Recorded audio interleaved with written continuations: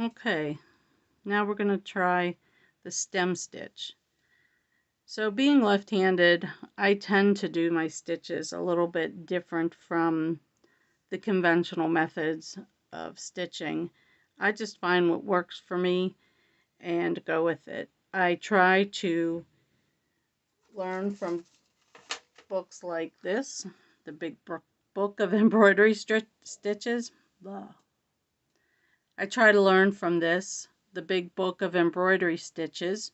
It also includes 29 creative projects with patterns you could enlarge and print and stitch. But the problem is that this is all set up for a right-handed person, these stitches. And it's really hard for me to interpret how to do it as a left-handed person. So this stem stitch is done on an angle in the book. Well, I don't do it that way. If you want to, go for it. But this is what works for me. So I am using a number 5 pearl cotton for this stem stitch. Got all these long threads. And I'm using a 24 chenille needle. Again, it has a large eye. It's a thinner needle. And it's just fits the thread. I use the needle that fits the thread. So we'd come up at the bottom of wherever you're starting. The book says to work from the top down. Like I said, I'm kind of a little bit of a rebel and I do it my way. So when I'm doing a stem stitch, I usually turn my work, and that keeps me from getting confused. The stem stitch for me is I keep my working thread loop, what's on top, to the bottom of my stitching as I make it. So we come down, you decide your stitch length. So let's say I want to go this 1/4 inch length of stitch. Go up a length, and before I pull this all the way through, see I have a loop there, I'm going to come up in the middle between those 2 points. Always keeping my thread that I'm pulling through underneath my working thread. So again, going to go a stitch length ahead. So at this point now I'm working from this point and half the length of this. So I come up, or I go down, sorry, go down. Again, keeping the loop to the bottom. And then I'm going to come up close to the end of the previous stitch.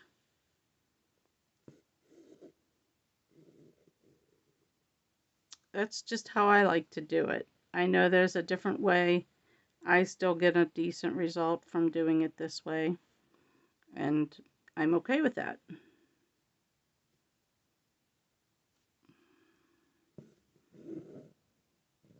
I guess whatever you do, just do it consistent. So if you're going to make up your own stitch, have it be consistent.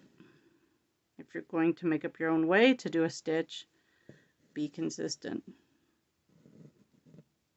So this is a great stitch to do with flower stems.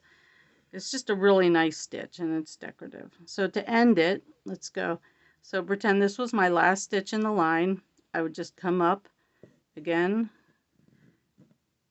and then go back down at the end of that stitch.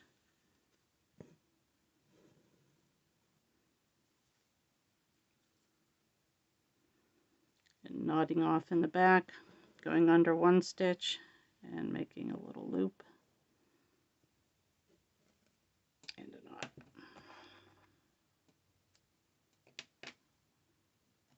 I like how I coordinated my pin cushions.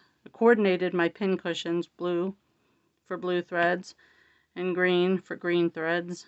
This has been hanging around for a few projects.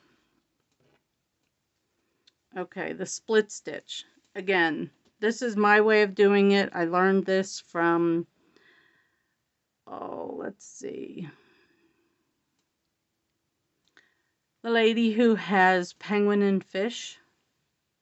Embroidery. I think that's her name. Sorry, I'm forgetting. Anyways, split stitch is exactly what it sounds like. You're going to split the threads of the previous stitch to make your next stitch. So I'm using 4 strands of embroidery floss to make this example. You could use pearl cotton, you could use 2 strands, you can't use 1, so it always has to be at least 2. And you just want to do what it says, split the stitch. So we're going to come up. Now let's see if I can remember how to start this. Okay, come up from the back, go down. Traditional stem stitch is you make the stitch and then you come up from the bottom in the center of your stitches and your strands of thread and then go forward another stitch. Well, here's my problem. I don't like not seeing where I'm coming up. So I will do it this way. I will come up and then from the top down, split the stitch. So I'm going the center, top to bottom of the stitch, and widthwise between the threads of embroidery floss. Again, come up just halfway, half a stitch length away, and then go back down through the previous stitch. For me, this is just easier and smoother rather than fighting under the work trying to figure out where to come up, you know, you just start poking around everywhere. So I prefer to do it and see exactly where I'm going to stitch. So to end the split stitch, you would just come up through, yes, this is one time I'm going to do it from the bottom, through your last stitch, and then back down at the same place where you ended. If you wanted to end it from the top, just do a little example here.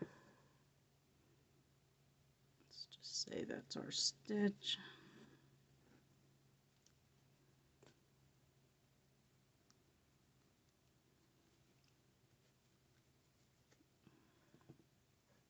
Our stitch, and then this was our last stitch, and we're going to end it from the top.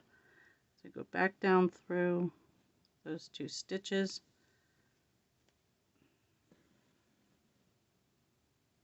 and then I would bring my thread up very close to where I came out, that last one, and then let's try not to get it tangled this time. Go back through and end it that way. So I hope these have been helpful. I hope these little stitch tutorials have been helpful. Split stitch and stem stitch are great to use on curves. So if you're going to do letters or flower stems or tree trunks, those all look great on curves.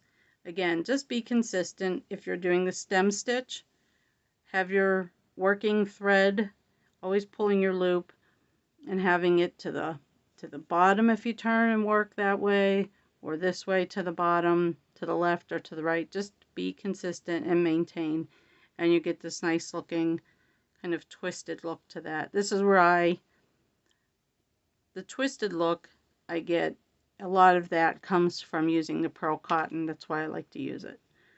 So, okay, thanks for watching.